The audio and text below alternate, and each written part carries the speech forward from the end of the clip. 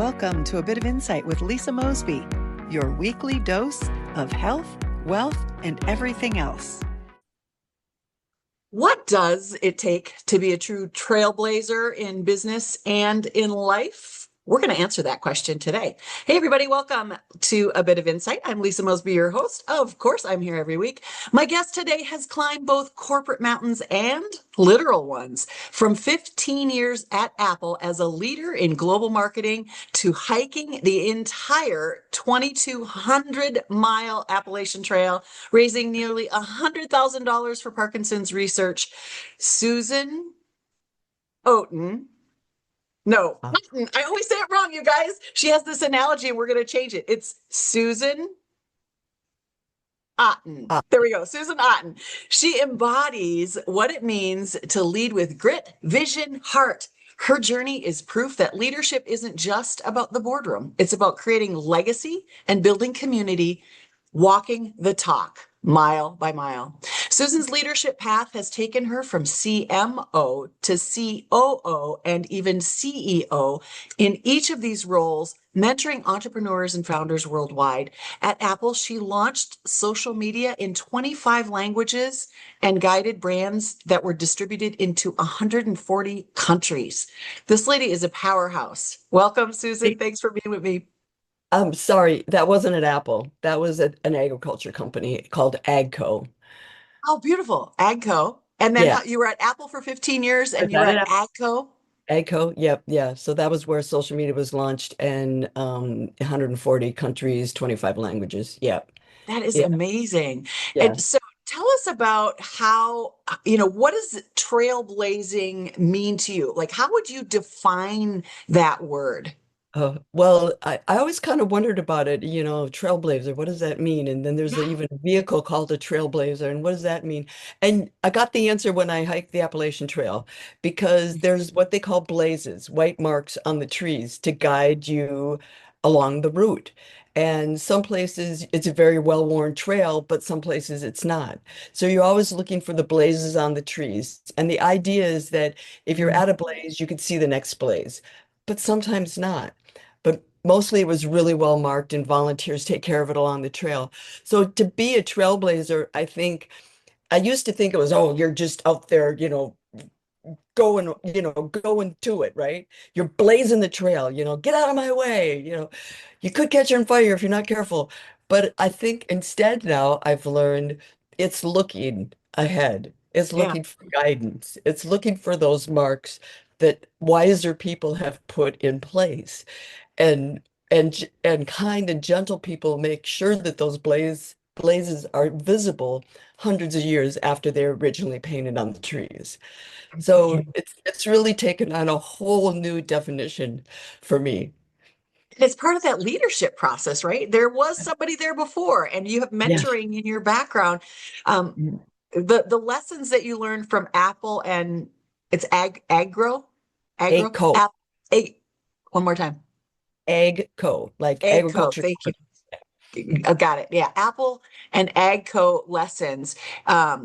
How do you tie? Let's just tie those two together really quick. Where you're the things that you were doing, 140 countries, 25 languages. That's blazing a trail. I mean, the people haven't been there before. How You're did you right. leave those signposts along the way for the people that came after you? What did that Yeah. look like when you're with your business experience? How did you tie that together from what you later did in life Yeah. walking that trail? Right. Well, it's interesting because in all three instances, technology was involved. I mean, of course, you would expect that at Apple, right? Technology leader. Mhm. And and then at AGCO, I use things like Google Translate to help with the 25 languages. It was pretty new at the time, so not really spectacular, but kind of like AI, actually, that was getting better the more you used it. And because we didn't have really an easy, efficient way to translate really dynamic content, because you're posting blog posts and social media and all that's feed into the website, and you have to have translation automated. So technology played a big role there. And even on the Appalachian Trail, um, we we kept technology light, literally as much as we could, because everything you need, you carry on your back for that 2,200 miles. So every ounce had to be justified and warranted. But one thing that we made sure we had was a battery pack so we could keep electronics charged. But I kept my phone in either off or in airplane mode, so it wasn't constantly searching for connection and Mhm. therefore deleting the battery. Our daughter, we'll talk about her, I think, in a little bit, but she needed to have her technology on because she was our trailblazer. She was going first. She was watching the trail. She was watching crowdsourced comments on an app to make sure that we were staying where it was safe. We were on a safe trail. We knew where water was, kind of the basics of life on the trail. And then we had to have an emergency communication device because you don't go walking in the woods away from civilization for 2,200 miles, where you only have connection on the trail for less than a third of the time. We needed something we could communicate with if we had an emergency. And we never deployed it in the emergency mode, but it was satellite communications, not based on GPS. It had to stay charged, though, to send the messages. And every night we would send a pre-programmed message to a group of friends and family. And there were two messages that we had saved, and we chose one or the other, or our daughter did. She always sent it. And it was my job to remind her, did you send the message? Because one was, we're at camp, we're safe. The other one is we're in town, we're safe. And then they could tell where we were because of the GPS coordinates that the satellite data provided. So they knew how we had progressed from the night before.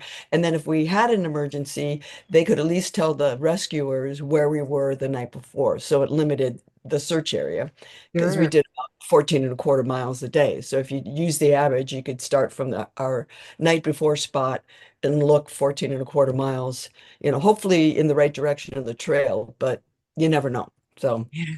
Yeah. The uh, tools and the technology, uh, staying with the leadership principles on business or bringing it back, CEO, CMO, COO, mhm. different seats at the table. How is leadership different from those Uh, different seats at the table? yeah. Well, I think the big part of it is the amount of responsibility. And it seems to me like the higher you go, like CMO is probably my first love because that's my background. That's, what my passion is and things like that. Um, and in the national role, like, or the global role, like AGCO was, I got to share and guide marketing, worldwide. But guide is really the operative word there. These were brilliant marketers marketing their brands in all these different countries. And the way we did it was kind of to stand up and communicate centers of excellence or standards, that kind of we wanted to have as a guidepost, but a guidepost, not a barbed wire fence. So Yeah. they still had autonomy to be able to speak in their voice, their brands, promise and things like that, because we wanted it to be authentic and true to the country that it was distributed in. Um, and then I think the other thing that's different is it's almost the higher you go, like CEO, you really have to listen and guide and coach. You're up there and guess the buck stops with the CEO, but you I think the better, healthier community of supporting each other at work is to listen and take feedback. And in some things, I wasn't the right person to lead an initiative.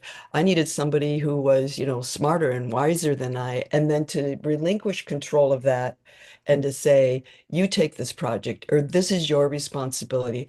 I want you to check in with me. And if it has to do with money, I'm the one that approves the checks and stuff like that.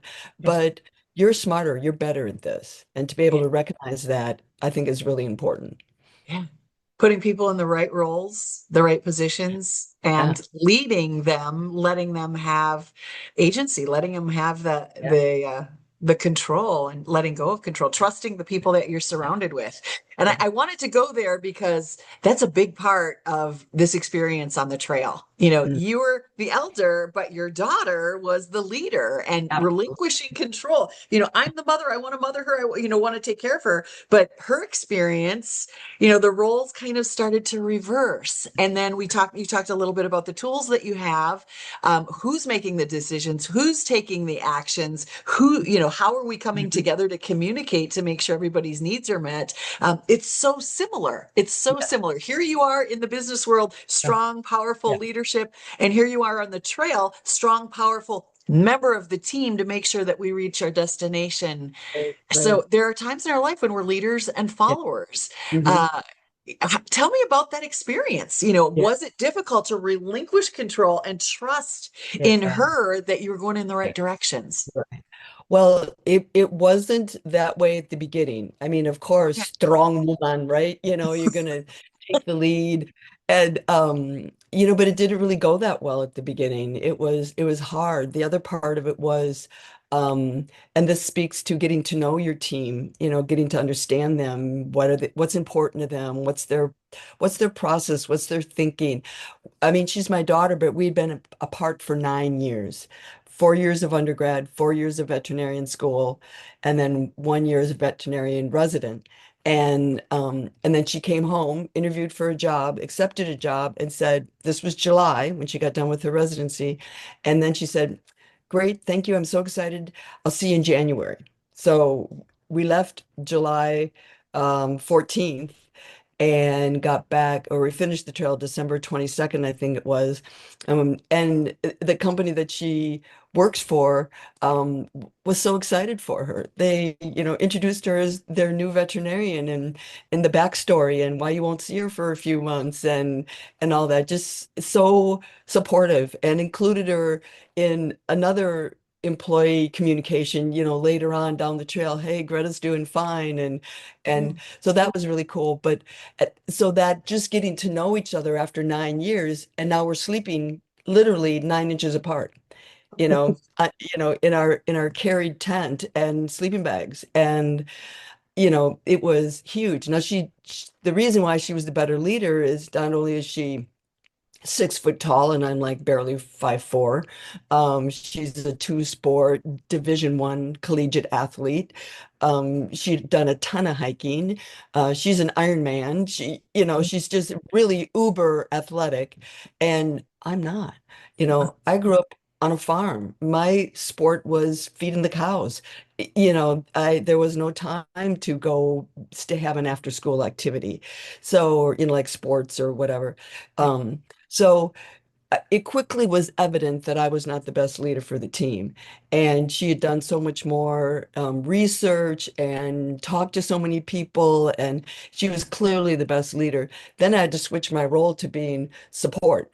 And if there was ever something that was like, okay, what do you want to do here, Mom? I'm like, oh crap, now I got to make a decision. I'm not, and then I'd ask questions and try to get her to not make the decision. It was nice that we were collaborating, but I didn't have all the information to make the decision. And it was great because we fell into this rhythm because I was the gating factor on how far and how fast we could go every day.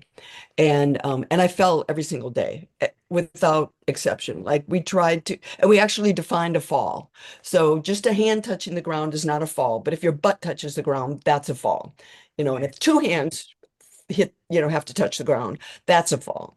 So the trail is very rugged and so it was up to me to determine how far we were going to go. And at the beginning of the day, we'd set our goal. And as the afternoon wound down, then we watched like how far we had to go. Big key question, what's the elevation up and down?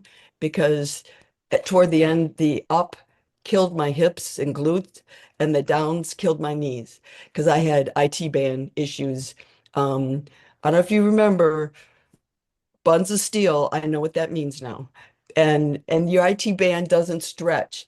So if you don't stretch a ton, you have to stretch the tissue that the IT band attaches to. Otherwise, you're just like it's like having a cramp in your knee or your glute or your hip that doesn't go away. And it was extremely painful. So, and at that point, by the time I figured out what was going on, it was kind of too late. So I tried to stretch, but you got to go, you got to move. And it's that way in life and in leadership. Okay, something's not going right, figure it out, but keep going, Yeah. and it's almost like figure it out along the way. Or ask someone who's smarter than you, ask someone who's been through it before, ask someone who has the experience, which on the trail was my daughter. So it was it was an interesting experience. It was tough at the beginning, but once I figured out what was going on, I'm like, oh, be quiet, take a back seat, maybe not in the back of the bus, don't pout, don't go back way back there, but you've identified someone that's better at you, me in this situation. And it's that way in leadership. Like just because you're the boss or the division leader or the supervisor doesn't mean that you can't delegate. In fact, that's really, to me, a sign of very smart leadership that they've identified, okay, I'm good at this, but you know what? That guy, that gal, they're so much better at this. And maybe they don't have the experience, but I can nurture and I can coach and I can help them from the corporate perspective, but they're doing it really, really, really well. And it's smart to take advantage of that ability, that knowledge, that, passion that they have. It improves engagement of employees. That's the number one problem facing companies today is employee engagement. I think it started with COVID and, we haven't fixed it yet. We're largely back in the office, but that doesn't mean we know how to engage employees. I think we got lazy during Mhm. COVID, and it's a conscious effort to figure out how to integrate people into, that that team effort and collaboration because not everybody knows everything. One of my favorite sayings is it's not what you know, it's who you know. Yeah. And I follow it up with I know a lot of people. So, which kind of infers I don't know that much, but I know who to go No, ask. it's not that we don't know that much, but we don't know it all.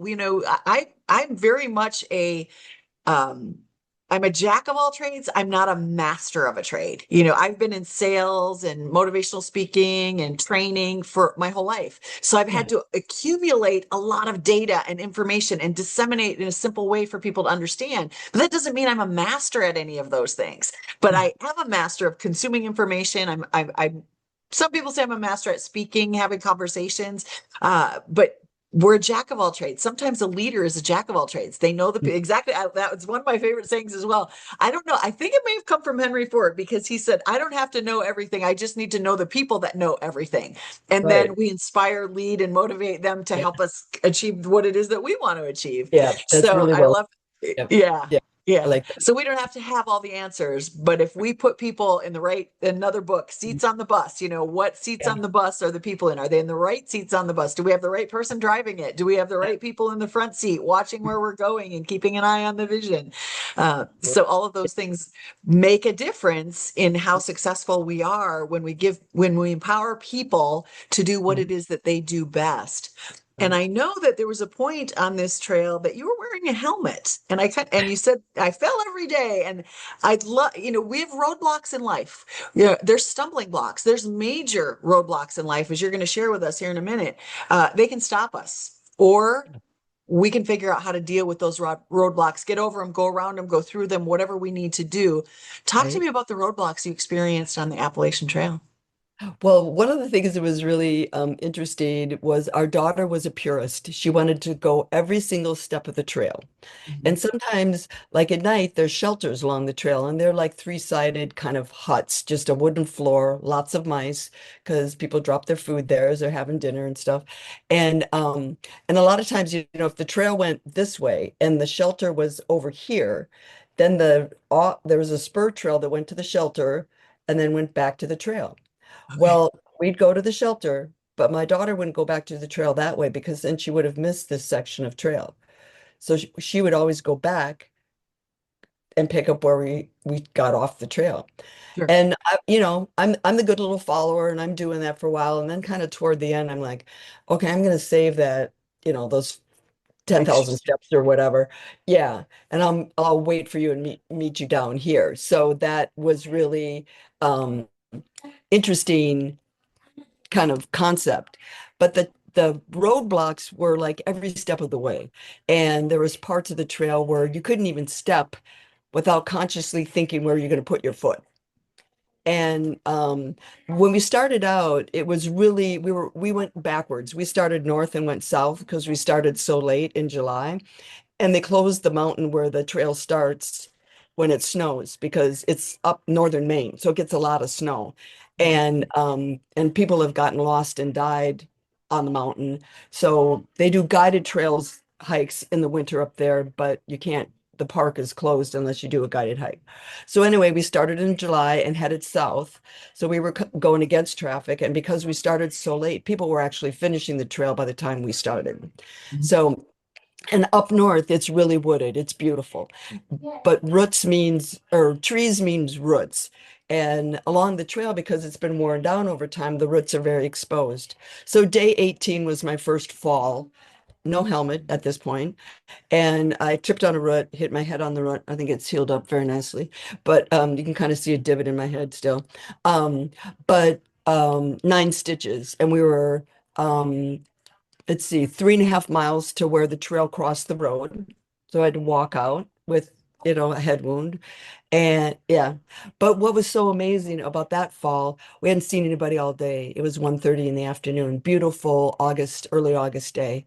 And I sat up, I fell, I hit my head on the road. Your head makes a really weird sound, kind of echoey in there. And then immediately screamed for our daughter, who was hiking behind me at that point. I sat up, and remember, I hadn't seen anybody all day. Beautiful day. At my side appear 2 men.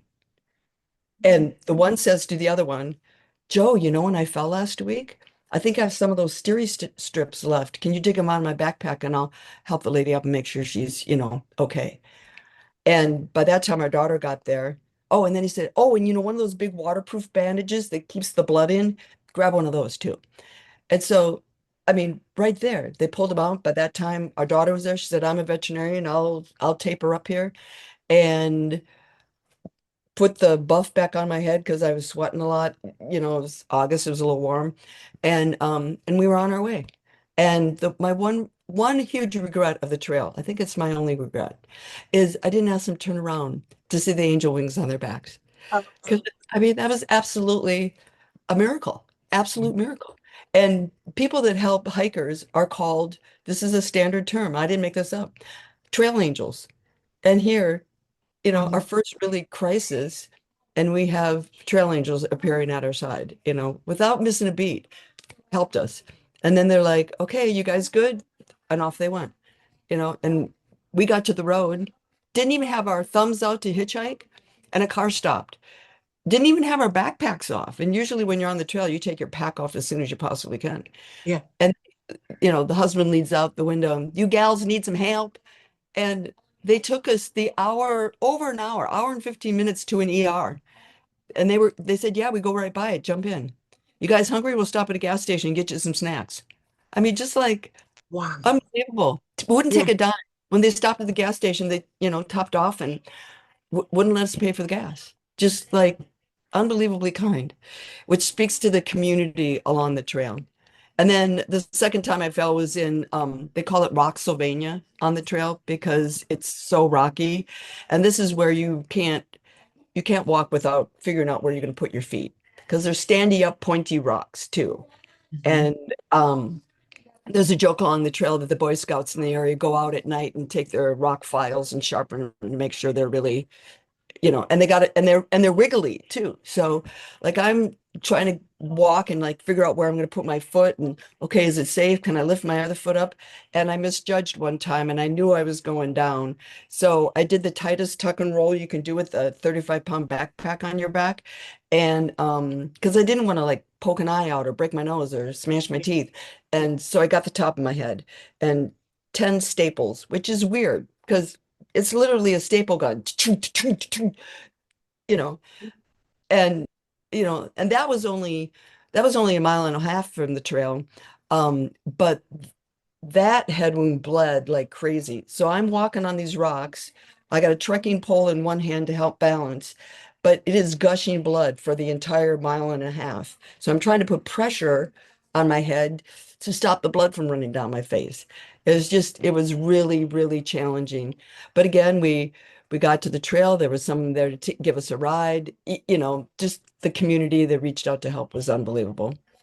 So I don't exciting. even know how to respond to that. It's, yeah, Yeah. amazing that one, those people were there, Yeah. and two, that you didn't go into shock or panic Yeah. seeing that much blood running Yeah. down your face. Yeah. Yeah. Yeah. Why, and how did your daughter, you know, she's a veterinarian, so she's probably Yeah. used to blood and, you know, she's gone through all of the training for that, but it's still your mom and she's still Yeah. bleeding from Yeah. the Yeah. head. Yeah. How was she calm? How did she Yeah. handle you experiencing that? Yeah. Yeah, she was. It was I mean, both cuts weren't like just surface rooms. They were, you know, deep enough that they were Significant. and, yeah, when I give presentations on the trail, I've taken out the pictures of my head wounds because they're pretty gross. I mean, this one especially was very gaping and, you know, very wide, and she smushed them together and put steri strips on, so that helped reduce the bleeding too. She was very calm. She took control. She was a perfect leader, you know, calming me, thanking the people that helped us, you know, giving instructions on what she needed. Um, you know, when we got to the ERs, you know, no concussion either time. The second one, the she asked the ER doc, so like how long should she wait before she gets back on trail? Because this one was pretty And I- 10 a medical, staples. yeah, yeah. And I've learned a medical term, remarkable. They call like like yeah. Yeah, he's like, yeah, it's pretty remarkable. So he's like pondering and thinking, and I mean he was totally playing it up. He says, well, you know, I'd wait an hour. You know, it's like, but by the time it was afternoon when I fell. By the time we got to the ER, it was, you know, we weren't going to go back out on trail. We had to find a place That to day. stay. Yeah. And it was a Monday, and this was post-COVID. And so a lot of the little towns along the trail were really having labor issues. So restaurants were all closed on Mondays. It was just a standard thing. And sometimes Tuesdays. And this was a Monday. But again, another miracle. Um, Someone said, "Oh, at the hotel." They're like, "Oh, have you eaten? You know, I know the restaurants aren't very open, but my friend works at the Chinese restaurant and they're always open. They're just like a half a mile up the road. I'll call them and because they're going to close soon. And a lot of times they'll save the leftovers for me. So I'll see if they can save the leftovers and you guys can go up there and pick it up. You know, just Mm. amazing, amazing kindness. And, you know, she didn't have to, the ER doc offered to give us a ride. And we're like, well, we don't know where we're going, but that was sweet. You know, he was coming off shift. And I mean, really, an ER doc who's probably been on a 12-hour shift is offering to give us a ride without even knowing where we need to go. That was Yeah. just huge. Yeah. And then we got a ride to I think it's the world's largest Dick's Sporting Goods where we got a helmet. So yeah. And my husband wanted me to get a hockey helmet. Our son's a big hockey player, and with a full metal cage, you know, so to have a lot of protection. Those are so heavy. I mean, I seriously wanted to, you know, comply with my husband's wishes that we go to Dick's, I try it on, even though it's August. You know, they had hockey helmets and are so heavy. I have new respect for hockey players. I'm like, oh my gosh, you have to do a workout just to hold your head up. And but I found a lighter weight, hard plastic like BMX helmet. So if you're, you know, doing that crazy BMX bike riding. But I got a really lovely gash on the side of it. It would have, I'm pretty sure it would have been a third ER visit. So I kind of like it's kind of one of the sweet memories of the trail, bittersweet memories. Someone said I should auction it off and put the money toward Parkinson's research. So I don't know. When I get over not having the helmet, but you know, you never know when I'm going to go hike again. So it'll come in handy. So Yeah. Yeah. And you mentioned Parkinson. So that was the yeah. inspiration behind all of this. When you set out, did you know it was going to take you 5.5 months to do the whole Yeah. length of this? Yeah, we knew, actually we did it pretty fast. I think we really wanted to be home by Christmas. So that would have been 5.5 months, a little bit more. We did a little bit less than that. The Okay. last week, the third hurricane was hitting the East Coast. So, and we were used to it because we'd endured two hurricanes already.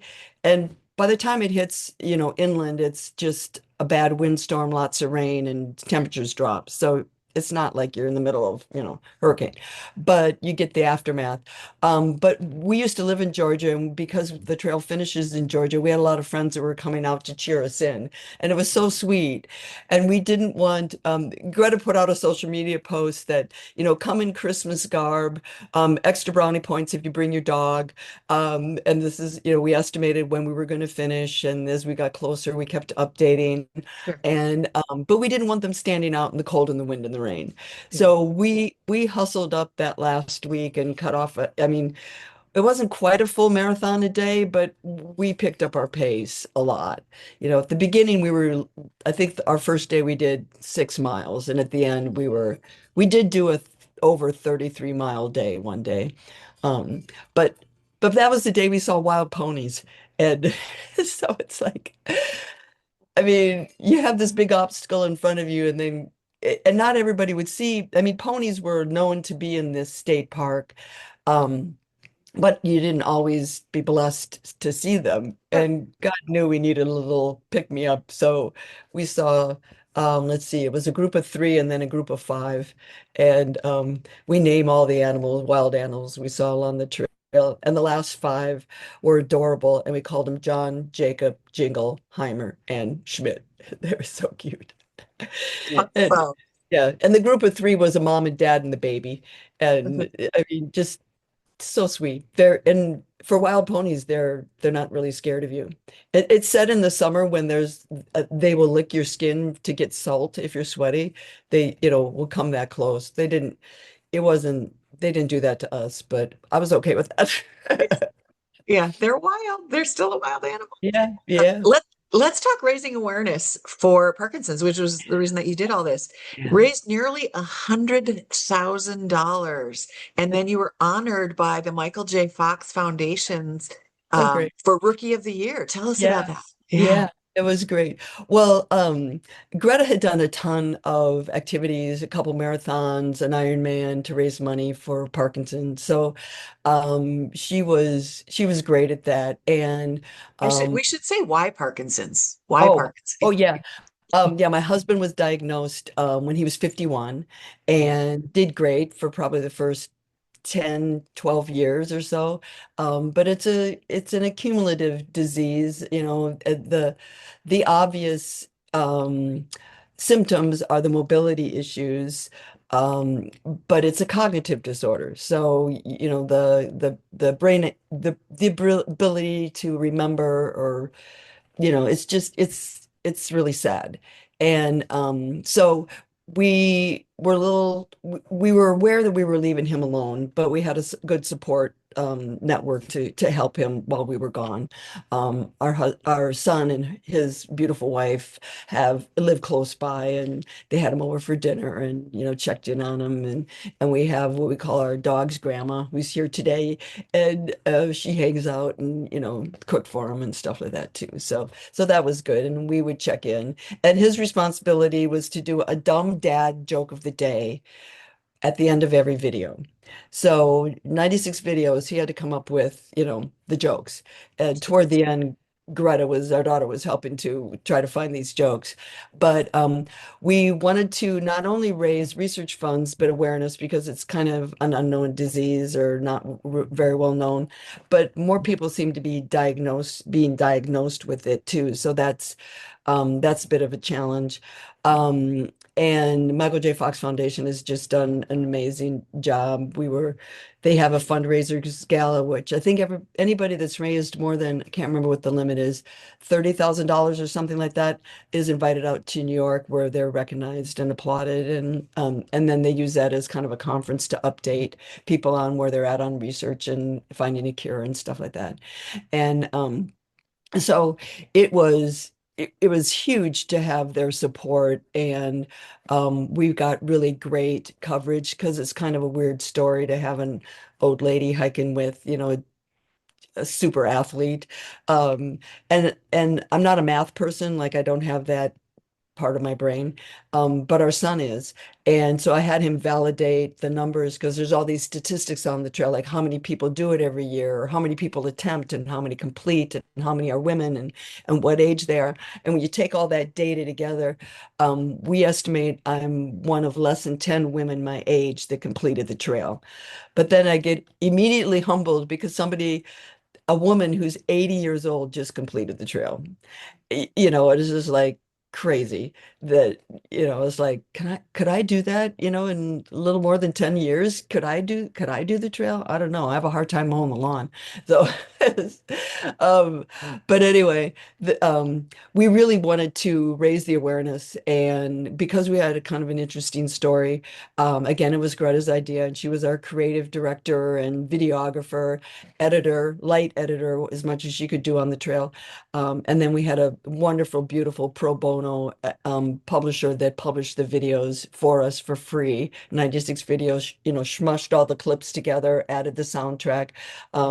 Shout out to John Wolf from the Rally Company out of Pewaukee, Wisconsin. Just so blessed by him. There's no way we could have done that. And that was our number one awareness channel and communication channel. People would post comments, and we'd encourage people to make donations in our video, and they'd say, "Hey, I donated. I'm so excited for you."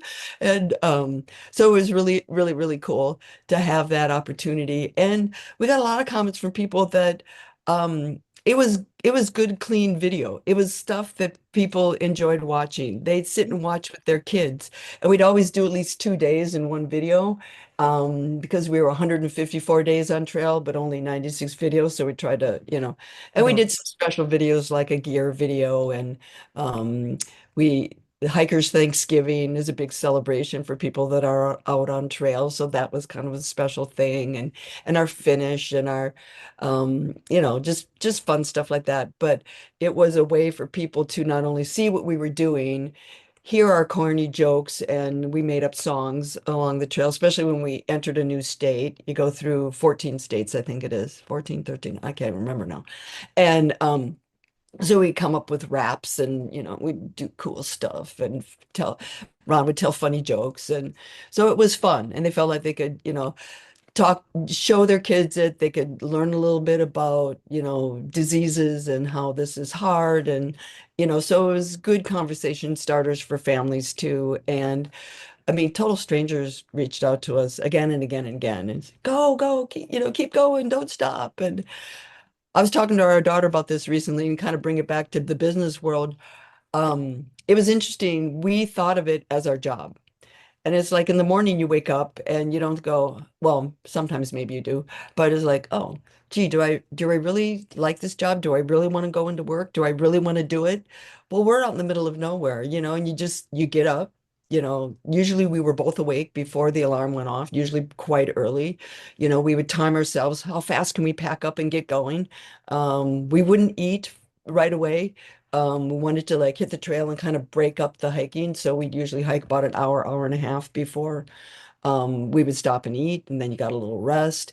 So I mean, we really had a process, but it was our job. We woke up, we packed up, we got going, we started the day. And there wasn't a single time, and Greta said she didn't have this thought either, that, oh crap, we got to do it again. Oh, I don't really want to do this. Can I just catch a ride home? Where's the closest road crossing? I'm done. And even when I fell, and my husband was so sweet, Ron was like, well, I think you should take a break. Why don't you come home and I'll come out and, hike for you, and just, keep your place with Greta, and Greta can keep going. And it's like, okay, first of all, you have Parkinson's, and don't think that's really a great idea. Don't think you could do it, really. Way too challenging. Though the researchers now are looking at exercise and how the wonderful effects of exercise on mitigating the mobility issues of Parkinson's. Mhm. So hindsight, he probably would have been okay, because doing that kind of rigorous, strenuous exercise is the kind of exercise you need to push off it produces the production of dopamine, or stimulates the production of dopamine, which is what causes the mobility issues, because those cells in the brain die off. So it probably would have been great. He probably would have done just great. So I don't know. Maybe hindsight, I should have let him do it for a while. But no, we started together. We were going to finish together, and but he was at the end to cheer us in too. So he flew down from Minnesota to Georgia and clapped for us as we came in. It was great. Amazing. Yeah. Amazing. But many of us don't get the chance to do something extraordinary. So outside of our comfort zone for such a long period of time. The level of commitment and focus and endurance, the physical piece that and mental and physical pieces that you went through, coming off the trail. I would venture to guess it's similar to folks who, come out of the military or just did something monumental, went to the Olympics, won a gold medal. You come off and it's like, there's got to be a letdown, after the mountains are climbed, both business and life. Yeah. What does that feel like? Oh, it was. And people along the trail talked to us about it and people would post about it. It is a definite thing that people can and do go into really deep, dark depression after the trail. Because how can you be that amount of time in God's glory and meeting these amazing, kind people?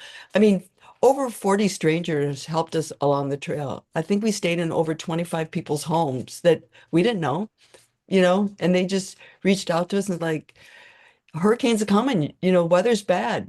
It's snowing. Temperature's dropping. You got to get off trail. We'll pick you up here, but you got to give us about an hour and a half notice because that's about how long it'll take us to get there, and invite us into their homes and cook us a meal, give us a bed. The best ones were like, we each had our own bed. It was great. In our own rooms, that was even better. A hot shower. They did our laundry for us. They packed up snacks for us. They gave us Mountain Dews. It was like all that caffeine and sugar was much appreciated on the trail. And it didn't matter what you eat, you kept losing weight. So burn about 5,000 calories a day. So, um, but then you got to adjust to that. You're back. Now it's like, oh, I have a bed. I have a refrigerator. I don't have to get up and roll. Community is different. The Yes. community is different Yeah. when you leave that. Yeah. And then it's like, okay, what can we do next? Where can we go? Where can we hike? And every spring it happens again because that's when most people start the trail is early spring, like even February, if the weather is mild, because pe most people start in the south. So they start in Georgia. And, as they hit rough weather and stuff like that, but at least it's warm temperatures and there's not ice and snow on the ground. Um, so the spring is hard because you see all these posts and friends of ours that are out on trail again and stuff like that. So it's yeah, the itch is still there. I don't know if the heart is willing, I don't know about the body. Sure. Yes. Yeah. So Yeah. what is next for you? Where are you headed now? What are Oh. you looking to do in the future? Well, it's kind of a time of transition. We have closed down our logistics business. I'm not ready to retire yet. I love speaking and sharing about the trail, using the lessons from the trail, which I break down into you got to have the right tools. Oh, but tools aren't any good if you don't know how to use them. You need the right training. And then most importantly, you got to have the right team. So who's on your team? Who helps you as a leader? Solve those problems, figure out the tools, figure out how to train your people. Who's your guiding light? And I love speaking on the trail to speak about the miracles of God. I mean, certifiable, write them up, send them to the Pope miracles that no way should a 66 plus year old woman be able to hike 2,200 miles enduring two ER worthy head injuries. And that's not counting all the other, I mean, I don't know if you can see it. Oh yeah, you can see it pretty good. I mean, the amount of scars and injuries I had just from, tree bites and falls on rocks and, it was brutal. And it just, I survived. I thrived. You know, God was so good. I mean, but part of it is you're in this beauty and you can hear God's still small voice. He's so polite. He doesn't scream at you. He Huh. just, hey, have you thought about this? You have so much time to think, to ponder, to talk to God. It's just like, wow, what am I going to do when I get home? What's going to be different? Am I going to change things? How am I going to do that? I'll be CEO again of our business. How do I do that? How do I do that? They've been getting along fine without me, right? You Yeah. know, so there's just so many amazing lessons to learn from the trails. I love speaking about it, doing workshops on it, coaching leaders, that whole employee engagement thing. I've done things for mental health counselors for their retreats. I mean, okay, not everybody can go hike 154 days, but what can you do for your My mental health? last question for you is what's one step that our listeners can take today to start trailblazing their own lives or their own business? Yeah. Where would people start? Well, I think you nailed it with the title of this podcast episode. What's your mountain? What obstacle do you have to climb? What's in front of you? And then I would go, once you have identified that, and that's kind of hard, um, because life's full of challenges, but what is the one that's holding you back or causing you to fall or, sending you to the ER? I mean, these are real things that happen to people that have mountains that they're trying to climb. So once you know that, and that takes a lot of work, and it's not easy work. Usually, I think either a good friend or a counselor or somebody to help with that, is a smart thing to do. But now you know your mountain. Now it could be creepy depressing if you can't figure out how to conquer it, how to climb it, how to endure it. So that's the thing that then I turn to the trail and it's like, wow, I learned so much. Tools, training, and team apply to everything in life. Everything. I mean, do you really want to go it alone? Do you want to? You couldn't walk the trail with nothing on your back. Even people that are running the trail still are carrying a couple of basics, you know. So, I mean, or have friends that are dropping food and supplies for them. I mean, you got to have something. I Mhm. mean, we learned what was really important. Toward the end, our packs were about 20 pounds. We didn't need to change into jammies at night. We didn't need that extra two pairs of socks. Yeah. One pair was doing it. It might have gotten wet at night, but for some reason, take your socks off, put them in the bottom of your backpack, and they're dry in the morning. I don't know why. I have no idea. I don't know how that physics works, but it works. I've So as learned that long with sleeping bags camping. Yeah. If you have wet stuff, put it on and crawl in your sleeping bag. By morning, you'll yeah, be dry. it's Yeah. crazy. Yeah, I don't get that. But I mean, it's great. It's really great to, have learned those lessons and now to be able to apply them.